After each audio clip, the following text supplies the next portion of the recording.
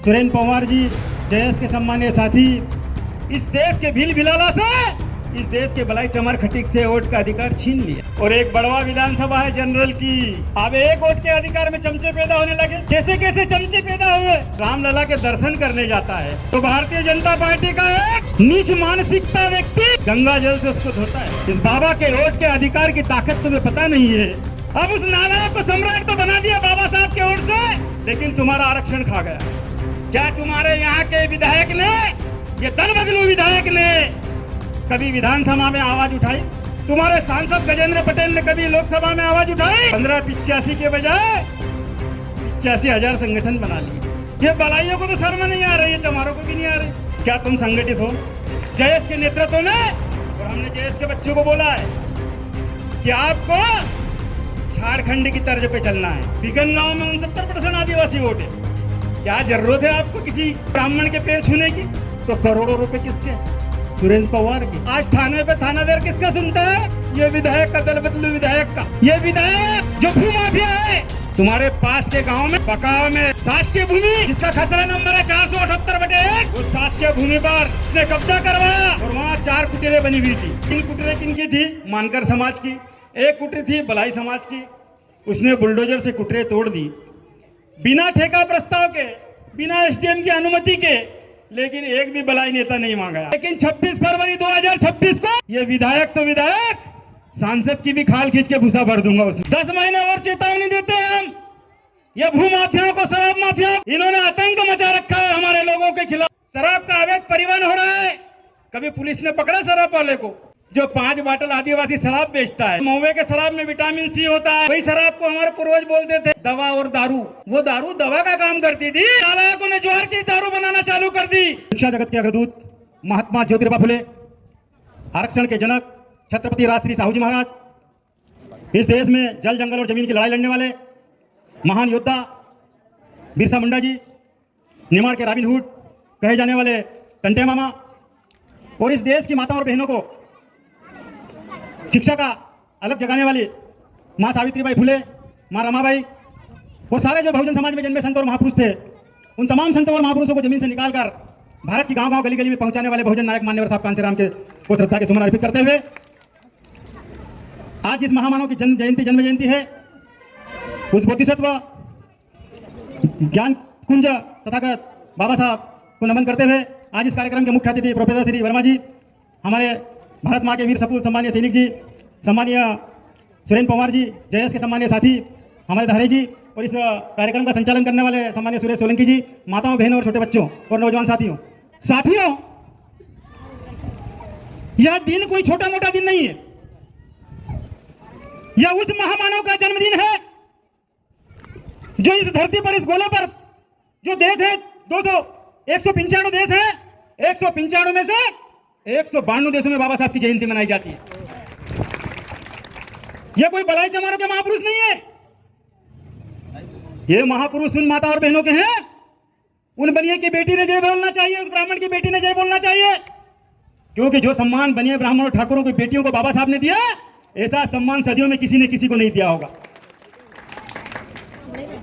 यह सम्मान किसी ने किसी को नहीं दिया होगा। ओबीसी ने जय बोलना चाहिए। अरे बाबा साहब ने ऐसा हथियार दिया 24 सितंबर 1932 को पुनः व्यक्त के तहत कि दुश्मनों में आग लग गई, सीने पर सांप लौटने लगे। यरबदा जेल में मोहनदास करमचंद गांधी ने हमारे 2 वोट के अधिकार को छीनने के लिए आमरण अनशन पे बैठ गया। बाबा साहब ने 1930, 1931 और 1932 को गोरे अंग्रेजों से लड़के, काली कांग्रेस से लड़के आपको 2 वोट का अधिकार दिलाया। लेकिन कांग्रेसियों ने मोहनदास करमचंद गांधी के नेतृत्व में इस देश के आदिवासियों से, इस देश के ओबीसी से, इस देश के गुजर पाटीदार से, इस देश के भील भिलाला से, इस देश के बलाई चमार खटिक से वोट का अधिकार छीन लिया। आपको सिर्फ 1 वोट का अधिकार दिया। 2 वोट का अधिकार क्या होता है? भिकनगांव आरक्षित सीट आदिवासी की, उस आदिवासी की आरक्षित सीट पे सिर्फ आदिवासी को वोट देने का अधिकार होगा। किसको होगा? सिर्फ आदिवासी को वोट का अधिकार होगा भिकनगांव विधानसभा क्षेत्र में। और एक बड़वा विधानसभा है जनरल की, यहां पर स्वर्णों के साथ साथ आदिवासियों को भी वोट का अधिकार होगा। यानी अपना एक विधायक आप वहां भी चुनोगे भिकनगांव भी, और एक विधायक का बड़वा भी चुनोगे। अगर ईमानदारी से आपने यहाँ भी सही आदमी को वोट दे दिया और ईमानदार से वहां भी समाज के एक व्यक्ति को वोट दे दिया तो दिल्ली और भोपाल पर आपका कब्जा होता। दुश्मन इस चाल को समझ गया और दुश्मन ने चाल को समझकर गांधी के नेतृत्व में आपसे 2 वोट का अधिकार छीन लिया। 2 वोट के अधिकार के बदले आपको क्या दिया? 1 वोट का अधिकार। अब 1 वोट के अधिकार में चमचे पैदा होने लगे। कैसे कैसे चमचे पैदा हुए? अभी अभी एक घटना घटी आपके यहां, राम मंदिर में अयोध्या में घटना घटी।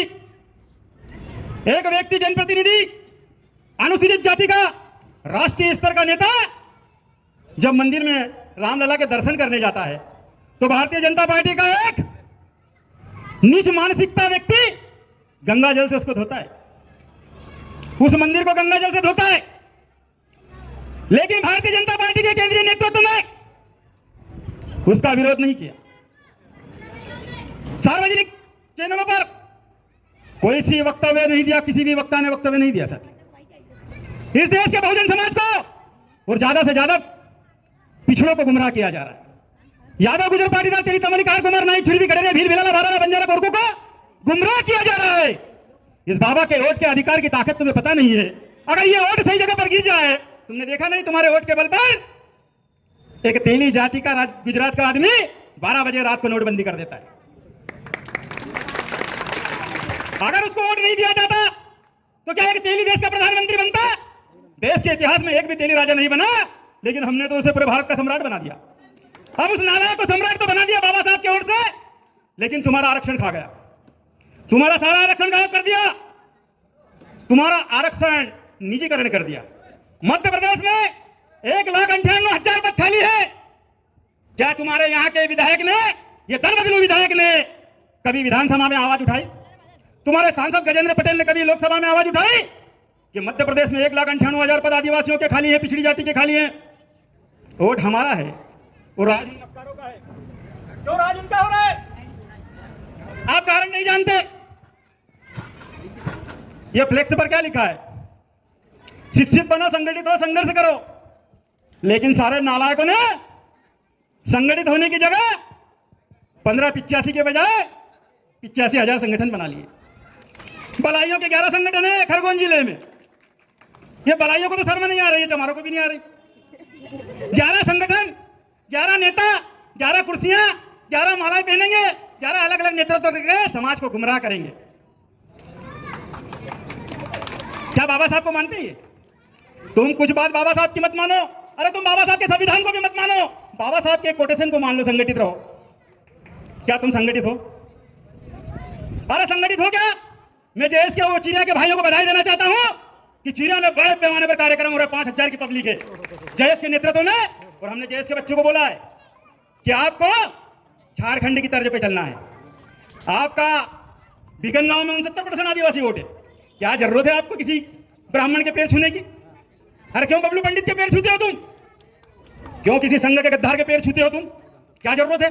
जब बिगन गांव विधानसभा में तुम्हारे 69% वोट है और फिर कहीं बलाई मिल जाए जो 20-25% के आसपास है, उसमें मान लिया ले जाता है तो बोलो आपका विधायक बने कि नहीं बने।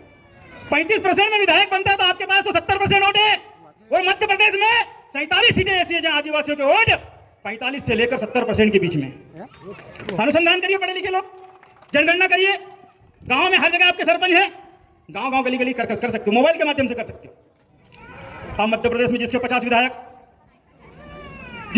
विधायक उसका मुख्यमंत्री, और जिसका मुख्यमंत्री उसकी दारू की कलाली। आज जिसकी दारू की कलाली तो करोड़ों रुपए किसके? सुरेंद्र पवार के। सरकार बनी तो तुम्हारे होंगे कि किसके होंगे? हाँ, किसके होंगे? आज थाने पे थानेदार किसका सुनता है? ये विधायक का, दल बदलू विधायक का। ये विधायक जो भूमाफिया है, तुम्हारे पास के गांव में बकाव में शासकीय भूमि जिसका खसरा नंबर है 478/1, वो शासकीय भूमि पर इसने कब्जा करवाया वहां के एक गुजर से, और वहां 4 कुटीरें बनी हुई थी। 4 कुटीरें बनी हुई थी प्रधानमंत्री आवास योजना के अंतर्गत। 4 कुटीरें बनी हुई थी। 3 कुटीरें किनकी थी? मानकर समाज की। 1 कुटीर थी बलाई समाज की। उसने बुलडोजर से कुटीरें तोड़ दी बिना ठेका प्रस्ताव के, बिना एसडीएम की अनुमति के। लेकिन एक भी बलाई नेता नहीं मांगा। कोई गया बलाई नेता? बका वहां बोलो, एक भी गया? संगठन, जितने संगठन बने हैं माला पहनने को बोल दो, बाबा साहब की फोटो लगा के चंदा भाई का बोल दो। आप गए क्यों नहीं भाई वहां? ये विधायक अगर सोचता होगा कि मैं डर जाऊंगा, लेकिन 26 फरवरी 2026 को ये विधायक तो विधायक, सांसद की भी खाल खींच के घुसा भर दूंगा उसमें। डरूंगा नहीं। 10 महीने और इंतजार कर लो, सिर्फ 10 महीने। निमाड़ की धरती से बाबा साहब अंबेडकर का संविधान ही नहीं, तमाम बहुजन समाज के जनताओं का विचार बोलेगा। हर घर से बाबा साहब का विचार बोलेगा। पेरियार, रामास्वामी नायकर, संत कबीरदास जी, संत तथागत गौतम बुद्ध, ऐसे महान संतों के विचार निकलेंगे घर से। 10 महीने और चेतावनी देते हैं हम ये भूमाफियाओं को, शराब माफियाओं को। इन्होंने आतंक मचा रखा है हमारे लोगों के खिलाफ। थाने पर एफआईआर दर्ज नहीं की जाती, विधायक का फोन चला जाता है। अरे विधायक तो विधायक, हम पुलिस वालों को भी बोलते हैं कि 40 साल तक राज्य करने वाला गद्दाफी नहीं रहा, सद्दाम हुसैन नहीं रहा, अरे तुम्हारा राम नहीं रहा, सरयू नदी में उसने आत्महत्या करी, तो तुम भी नहीं रहोगे। कान खोल के सुन लो। ये अत्याचार अगर बंद नहीं हुए तो तुम्हारा जो नकली काम चल रहा है, शराब का अवैध परिवहन हो रहा है। कभी पुलिस ने पकड़ा शराब वाले को जो 5 बाटल आदिवासी शराब बेचता है, और महुए के शराब में विटामिन सी होता है? थानेदार ने पी कि नहीं पी? पूछ लेना थानेदार से। विटामिन सी होता है, सी उसमें, महुआ की शराब में। और वही शराब को हमारे पूर्वज बोलते थे दवा और दारू। वो दारू दवा का काम करती थी, और ये नालायकों ने ज्वार की दारू बनाना चालू कर दी। आज आदिवासियों से हक छीना ज्वार का, जो ज्वार में विभिन्न तरह के विटामिन होते हैं, ताकत देते हैं। आज हम गेहूं की रोटी खाते हैं, गेहूं को फ्री में दे रहे हैं। आज गेहूं की खाने से घुटना दर्द होते हैं। आज आदिवासियों से ज्वार छीन ले, 50 रुपए किलो ज्वार मिलती। क्या गरीब 50 रुपए किलो ज्वार खरीद सकता है? यह षड्यंत्र है। ये जेएस के बच्चों को बोलता हूं, ये षड्यंत्र घर घर जाकर बताओ, इनका कान खोल कर बताओ कि हम आज प्योर महुए की 5 बाटल शराब बेचते हैं तो उसका केस बना देता है, 70 बाटल का 80 बाटल का केस बना देता है, हमारे बच्चों को पीटता है।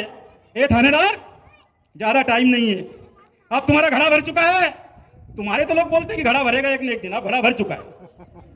मान्यवर कांशीराम साहब अकेले थे, बाबा साहब डॉक्टर भीमराव अकेले थे, उनको भी कई लोगों ने रोका, अपनों ने भी रोका, पराये ने भी रोका। पर आज बाबा साहब की जयंती 192 देशों में मनाई जाती है। मान्यवर कांशीराम साहब ने 3200 किलोमीटर साइकिल चलाई 1978 में। मान्यवर कांशीराम साहब साइकिल से जब भागलपुर गए और उनकी साइकिल पंचर हो गई, तो उन्होंने कहा कि यार मेरी बिरादरी के लोगों का घर तो पूर्व दिशा में होता है, शेड्यूल ट्राइबल के लोगों का पूर्व दिशा में होता था, गांव में बसेरा उनका। आज भी देख लीजिए पुराने गांव में पूर्व दिशा में बलाई चमारों के मकान। वो गए, कहा भाई मेरा भाई है। साहब ने परिचय बताया, मान्यवर साहब ने 10 पैसे पंचर के लगते थे, उनसे 50 पैसे मांगे, दिए नहीं उसने। पोटले भी नहीं इनको सोने दिया मान्यवर कांशीराम साहब को। साहब फिर वापस आए तो रास्ते में उनको गांव के बाहर एक ढोल वाला आ रहा था, उस ढोल वाले से मान्यवर साहब ने 10 पैसे लिए और पंचर जुड़वाया। इतना संघर्ष किया उन्होंने, और तुम यहाँ आकर ये पूरा पंडाल नहीं भरते, फिर तुम कितना नालायक हो गए। सारी नालायक की हदें पार कर दी हमारे नेताओं ने। और अब मैं ऐसे नेता पैदा करूंगा आने वाले 10 महीने में कि जो भी सामाजिक संगठन है वोट के टाइम पे उनको जूते मारना चाहिए। तुमने अलग अलग संगठन बनाकर क्या कर लिया? 85,000 रजिस्ट्रेशन संगठन बना लिए, तो तुमने कौन से निम्न सदन और उच्च सदन में देश का और प्रदेश का झंडा गाड़ दिया? गाड़ा क्या? तो तुम बाबा साहब के वोट के अधिकार को क्यों नहीं समझते? क्या वोट का अधिकार आपको ऐसे ही मिल गया? बाबा साहब अम्बेडकर और मां रमाबाई ने अपनी 4 संतानें खो दी। जब बाबा साहब आखिरी बार लंदन जा रहे थे तो उनका पुत्र वहां, अंतिम पुत्र, चौथा पुत्र मां की गोद में, मां रमाई की गोद में शांत हो गया। मां रमाई ने संदेश भेजा तो बाबा साहब मना कर गए कि मैं एक बेटे के लिए करोड़ों बेटों को मैं बर्बाद नहीं होने दूंगा। और यहां तो देखिए, बेटा तो बेटा खुद नहीं कुछ हो जाए उसे, समाज तो समाज घर को ही बेच देता है। ऐसे नेता हमारे बीच में उभर आए। आज वो सम्मान जो मिलना चाहिए वोट के कारण, आज तुम्हारा वोट लेके जो आदमी आज तुमको मंदिर में नहीं जान देता, जो आदमी तुम्हारा जनप्रतिनिधि राष्ट्रीय स्तर के मंदिर में जाने से गंगा जल से धोता है आज की तारीख में, तो ये बताओ कि तुम्हारा वोट लेके क्या तुम्हारा दुश्मन तुमको आरक्षण देगा? क्या तुम्हारा दुश्मन तुम्हारा संविधान बचने देगा? संविधान तो खत्म हो गया है। 100 संविधान में संशोधन तो कांग्रेस ने करे, 12-15 संविधान के में संशोधन करीब कांग्रेस बीजेपी ने कर दिए, 112 संशोधन तो हो गए। बहुत सारी धाराएं, बहुत सारे अनुच्छेद बदल गए, बहुत सारी चीजें बदल गई। संविधान की मूल प्रस्तावना भी बदल दी थी, कांग्रेस ने ही बदली थी मूल प्रस्तावना। तो सम्मानीय साथियों, आपका संविधान धीरे धीरे बदल रहा है, और संविधान को इस देश में अगर किसी व्यक्ति ने, किसी कौम ने अगर उसका सही उपयोग किया है तो इस देश में सिर्फ एक कौम है। कौन सी कौम? कौन सी कौम है एक जिसने संविधान का सही उपयोग किया है? बताइए आप।